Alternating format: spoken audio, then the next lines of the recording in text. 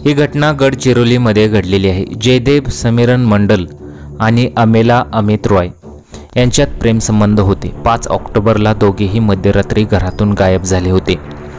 नातेवाईकांनी सर्वत्र शोध घेऊनही ते आढळले नाहीत। लक्ष्मीपूर शिवारात एका शेतकऱ्याच्या झोपडीत या दोघांचे एकाच दोरीने गळफास घेतलेल्या स्थितीत मृतदेह आढळले। दरम्यान या घटनेची माहिती अमेला हिचे वडील अमित अनिल रॉय यांना समजली।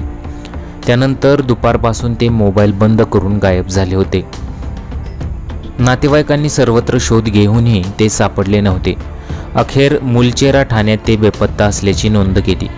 पोलिसांनी तांत्रिक तपास केला असता त्यांचे शेवटचे लोकेशन गावालगतच्या जंगलात आढळले, परंतु अखेर सकाळी त्यांचा मृतदेह जंगलात एका झाडाला दोरीने गळफास घेतलेल्या स्थितीत आढळून आला। दरम्यान अमित रॉय हे शेती व्यवसाय करतात। शांत व संयमी म्हणून ते परिचित होते। मुलीने प्रियकरासोबत आत्महत्या केल्याची बातमी कानावर पडल्यापासून ते अस्वस्थ होते। यातूनच त्यांनी हे असे पाऊल उचलले आहे। आईवडिलांनी मुलांना समजून घेतले पाहिजे। समाजातील विचार न करता 50% मुलं आत्महत्या करतात।